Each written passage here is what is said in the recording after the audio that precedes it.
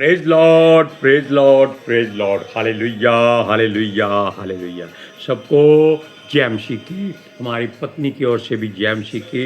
आज वो उसको छुट्टी अस्पताल से मिल जाएगी। आपकी दुआओं ने हमारे ऊपर बहुत आशीष भरी।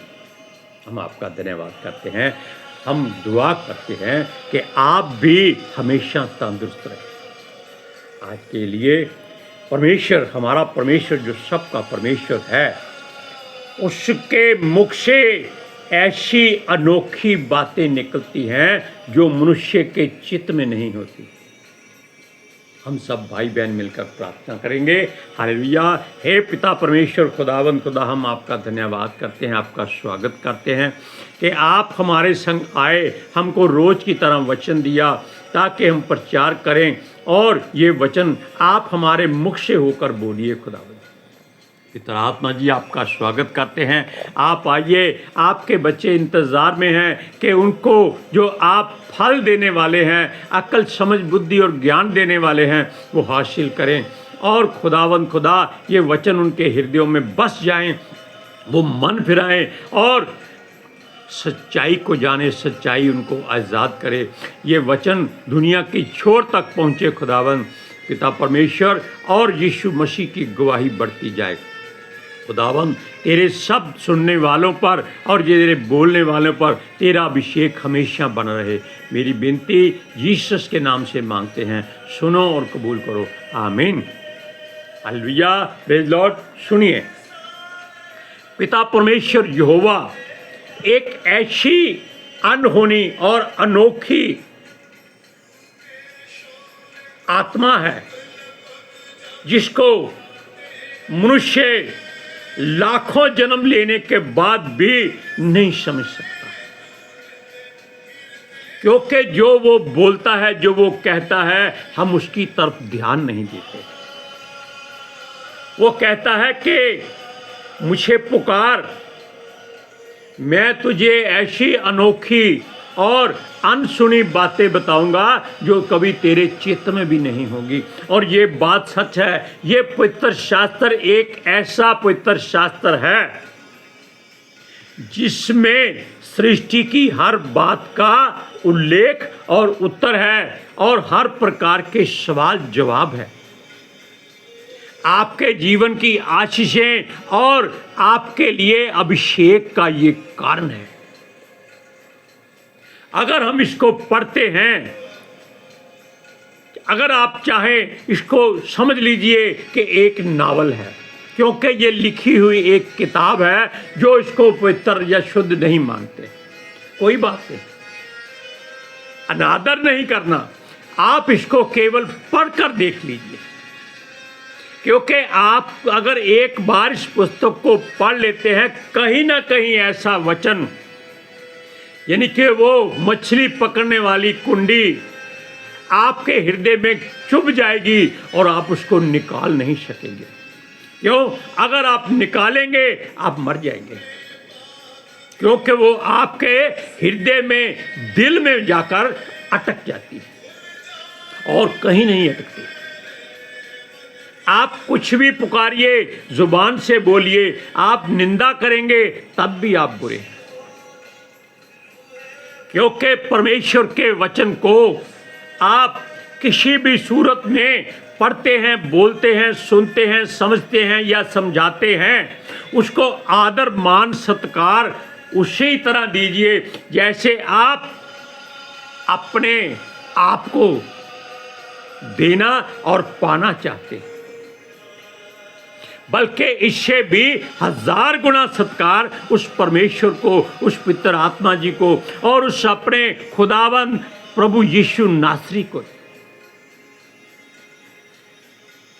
Hallelujah, praise Lord. इस बात को आप नोट कर लीजिए, क्योंकि उसके नीति वचन जो सुलेमान के द्वारा और किसी और के द्वारा भी लिखे हुए हैं, अगूर के द्वारा, इन वचनों में आप अपने जीवन की हर कमी को निकाल सकते हैं। कैसे? जैसे आप मछली खाते हैं, उसमें से एक एक कांटा निकाल देते हैं ताकि वो आपके अंदर जाकर आपको नुकसान ना पहुंचाए। हमारा प्रभु कहता है मछली खाओ, लेकिन उसमें कांटे बहुत हैं, इस बात का ध्यान रखना। इसी तरह ये वचन आपके लिए एक ताजा मछली है, लेकिन मछली के अंदर कांटे केवल एक कंघी की तरह हो सकते हैं, लेकिन इसमें कांटे इतने ज्यादा हैं कि अगर आप विश्वास से इनको चबा लेंगे तो ये आपके अंदर जाकर पिघल जाएंगे, आपको नुकसान नहीं पहुंचाएंगे। नुकसान कब पहुंचाएंगे? जब आप पिता परमेश्वर के विरोध में कोई बात कहते हैं। Hallelujah, praise Lord. सुनिए, ध्यान से सुनिए इस बात को। अगर आप किसी अपने संगी साथी दोस्त मित्र या ऐसे किसी व्यापारी के पास जाते हैं और उसके दास को आप कोई गलत काम करते हुए देखते हैं तो उसकी चुगली निंदा मत कीजिएगा। ये मछली के वो कांटे हैं जो बहुत बड़े बड़े हैं और ये परमेश्वर की ओर से लगाए गए। कैसे? जैसे शेर के मुंह में यहाँ बड़े बड़े दांत होते हैं जिनसे वो शेर अपने शिकार को ऐसे पकड़ लेता है कि वो दांत बाहर नहीं निकल सकते, वो कहीं नहीं जाता, केवल यहाँ से ही मारता है। इसी तरह ये कांटे आपको यहाँ तो नहीं मारेंगे, आपके दिमाग में मारेंगे। हालेलुया। और ये दांत, ये कांटे कभी टूट नहीं सकते, क्योंकि ये पिता परमेश्वर की सामर्थ्य से भरे होते हैं। सुनिए, कोई परमेश्वर हमारा अनहोनी बातें करता है, वो हमारे चित्त में नहीं होती। मनुष्य उन बातों को सोचता भी नहीं है, लेकिन उसमें शिक्षा, शिकायत और अलग अलग भेद की बातें पवित्र शास्त्र में भरी हुई हैं। आश्चर्य कर्मों से और अनोखे कामों से, नीति वचन में से हर एक बात अनोखी है। हम आपको एक बात कहना चाहते हैं कि आप किसी के गुलाम दास जो चाहे गलत करे ठीक करे, उसकी शिकायत मत करना अगर आपसे उसका कोई लेना देना नहीं है। ये चेतावनी के तौर पर पहला कांटा आपको दिखा रहे हैं। सुनिए, क्योंकि वो उसकी हानि करे या ना करे ये परमेश्वर जानता है। आपको मालूम हो जाता है, तब आप उसके मालिक को उसकी चुगली अर्थात शिकायत कर देते हैं। वो गलत है, ये परमेश्वर को पसंद नहीं, क्योंकि उसकी क्या मजदूरी है या क्या मजबूरी है कौन जानता है। सच में दुखी हो या वो ज़्यादा निराश हो, आप उसके जिम्मेदार हो जाएंगे। हालेलुया। सुनिए, क्योंकि यदि आप चुगली करते हैं तो इसमें आपका क्या लाभ है? क्या वो आपसे संबंध रखता है? नहीं, तो छोड़ दीजिए, आंखें फेर लीजिए। परमेश्वर उसकी बात को जानता है, वो उसका न्याय करेगा। आपने वचनों में पढ़ा है कि किसी भंडारी की चुगली लोगों ने कर दी, वो समझदार निकला, उसने अपने मालिक को ऐसी बातें दिखाई कि उसका मालिक प्रसन्न हो गया। तो क्या हो गया? लोगों की चुगली बेकार गई। सुनिए,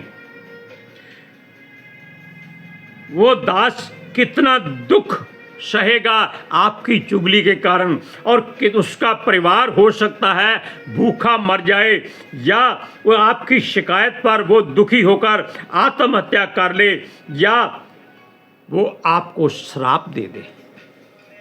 ये दूसरा कांटा है। उस श्राप से आप कभी बच नहीं सकते, मुक्त नहीं हो सकते, क्योंकि आपने बिना वजह सांप के बिल में उंगली दे दी, क्रैत के बिल में हाथ डाल दिया है। अगर परमेश्वर चाहे तो वो वचन में लिखता है कि पैदा हुआ बच्चा भी क्रैत के बिल में हाथ डालेगा, सांप के बिल में वो हाथ डाल के उनको बाहर खींच लेगा, वो उसका कुछ नहीं बिगाड़ सकते, क्योंकि परमेश्वर उनका सहायक है। सुनिए, क्योंकि परमेश्वर दीन और दरिद्र और मजबूर और लाचार और बेबस सबकी प्रार्थना सुनता है। वो उनकी प्रार्थना कभी खाली नहीं जाने देता। ये अगर बातें आपके चित्त में हैं, आप इस बात का ध्यान रखिएगा कि आप पर कोई श्राप ना आ पड़े, क्योंकि आपका उसमें कोई दोष ना हो। वचन सुनिए, नीति वचन 30 अध्याय उसका 10वां वचन ध्यान से सुनिए। किसी दास की उसके स्वामी से चुगली ना करना, ऐसा ना हो वह तुझे शाप दे और तू दोषी ठहराया जाए। दोषी कौन ठहराएगा आपको? परमेश्वर। हालेलुया। सुनिए, ये बातें छोटी दिखती हैं लेकिन इनका काम बहुत बड़ा है। हमने अभी बताया कि मांस खाने वाले जानवरों के इतने इतने बड़े यानी कि 3-3 इंच लंबे दांत होते हैं और उसके मुंह में जगह होती है जहां वो समा जाते हैं। सुनिए, कुछ बातें बहुत गहरी हैं, उनसे दूर रहना भला है। इतनी गहरी है कि वो आपके जीवन में उथल पुथल कर सकती है। आप सोच नहीं सकते कि अब क्या करें, इधर जाएं, इधर जाएं, उधर जाएं, इधर जाएं, कहाँ जाएं। मैं तो कहता हूं ऊपर जाओ, नीचे मत जाना। नीचे अधोलोक है, ऊपर स्वर्ग लोक है। कैसे? उसका हाथ पकड़ो, उसकी सुनो, उसके वचनों पर चलो और उसकी हर बात को अपने हृदय में भरो। उसके किसी बात से डरो नहीं। परमेश्वर आपको कभी डराता नहीं है, धमकाता नहीं है। वो चेतावनी देता है कि संभल जाओ। और उसके लिए समय कितना है? आपकी आयु आप अंदाजा लगा लीजिए, 100 वर्ष पूरी नहीं होगी।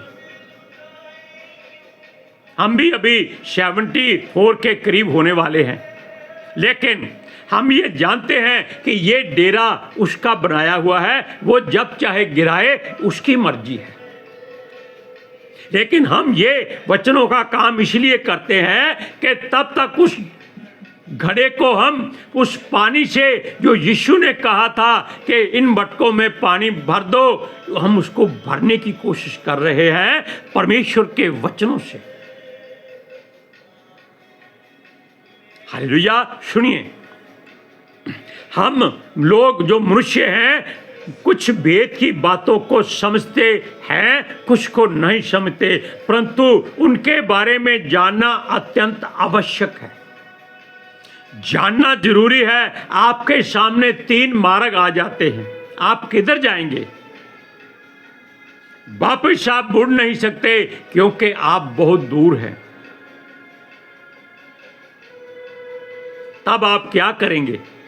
गाना गाएंगे, जुत्ती कसूरी पैरी ना पूरी, हाय रब्बा वे मैनू तुरना पिया, जिन्ना राहां दी मैं चाल ना जाना, ओनी राही वे मैनू मुड़ना पिया। सुनिए, ये थोड़ा मन में मसाला आ जाता है। सुनिए, ये बात अत्यंत आवश्यक है। जैसे कभी भी जोंक, अब जीवों के बारे में आपको बता देते हैं कि इस बात में आप जान लीजिए, ये कभी तृप्त नहीं होती। इसको आप जख्मों पर लगाते हैं ताकि ये आपका गंदा खून चूस लें। ऐसे ही आप परमेश्वर के वचन को हृदय में भरें ताकि आपकी बुराई वहां से बाहर निकल जाए। हालेलुया।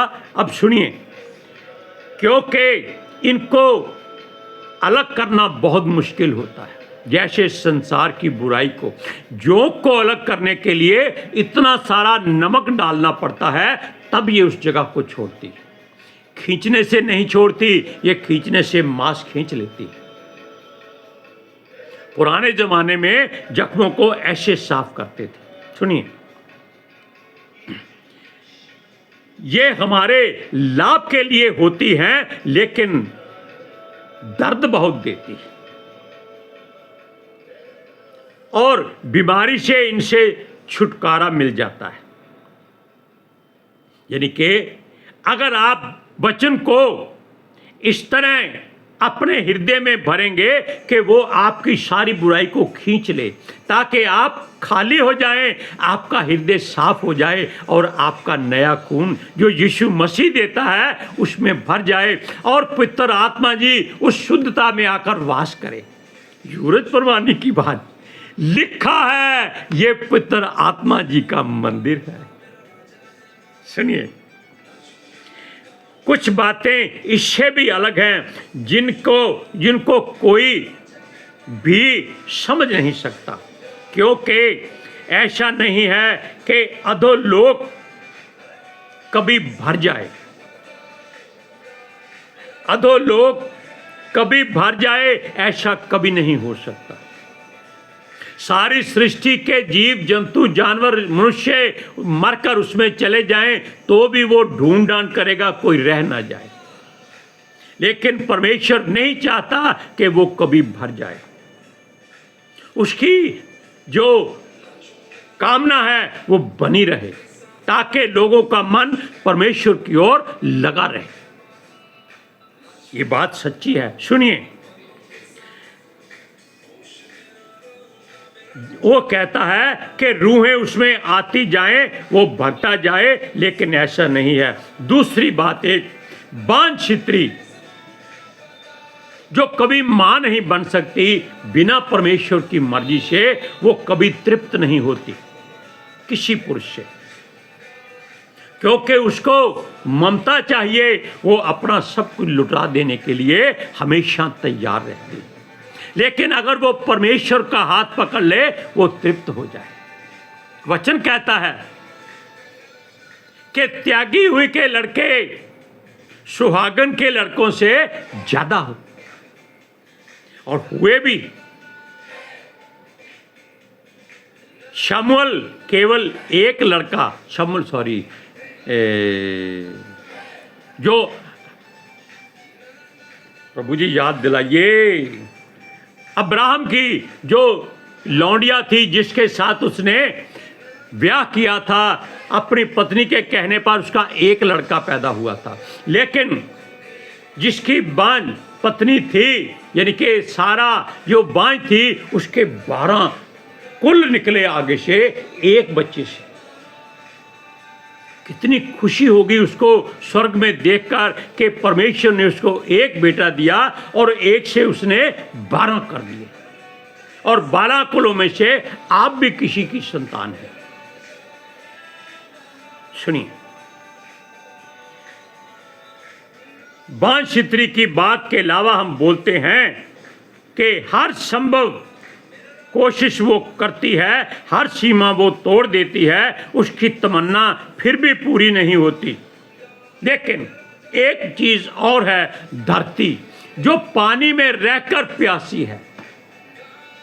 जैसे पानी में मछली प्यासी होती है, वो कभी पानी नहीं पी सकती। आप उसको घर में लाकर अच्छे पानी में रख दीजिए, वो नहीं चलेगी, क्योंकि उसको नमक वाला पानी ज्यादा अच्छा लगता है। धरती की बात करते हैं, ये हमेशा प्यासी है, प्यासी रहेगी, ये कभी नहीं भरेगी। आज इसका भूजल 1000 फीट गहरा हो चुका है, लेकिन फिर भी इसमें पानी की जरूरत पड़ती है। पानी में रहते हुए भी ये प्यासी है। सुनिए, ये धरती का ऐसा सिस्टम बन गया है। सुनिए, आग जो कभी नहीं कहती कि रुक जाओ, मैं थक गई हूं, नहीं, वो बढ़ती जाती है। एक सिलाई से आप पूरे जंगल को आग लगा देते हैं, वो फिर भी आगे बढ़ती है कि जो भी आगे है मैं उसको जलाती जाऊं। सुनिए, और ये सारा संसार जल जाए, वो फिर भी कभी नहीं कहती कि मैं रुक जाऊं। एक छोटा सा छोटी सी चिंगारी उसको मिल जाए तो वो सब कुछ राख करने की कोशिश करती है। अब सुनिए इन बातों को, परमेश्वर का वचन, नीति वचन 30 अध्याय उसकी 15 और 16 आयत में क्या कहता है? अधोलोक और बांझ की कोख, भूमि जो जल पी पी कर तृप्त नहीं होती, और आग जो कभी नहीं कहती बस। क्या आप इन बातों को जान सकते हैं? क्या आप इनका मुकाबला कर सकते हैं? इसीलिए हर काम करने से पहले सोच लीजिए कि इन बातों से कभी मजाक नहीं करना। हालेलुया। अब हम भाई बहन मिलकर प्रार्थना करेंगे।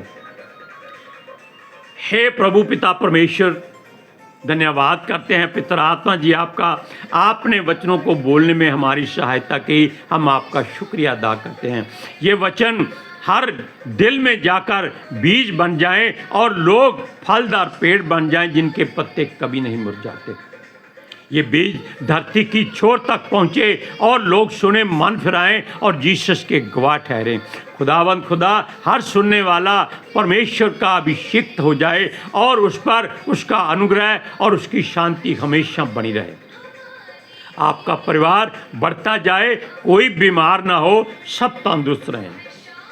मेरी विनती जीसस के नाम से सुनो और कबूल करो। आमीन। Hallelujah, praise Lord. सबको जय मसीह की। हमारी पत्नी की ओर से भी जय मसीह की।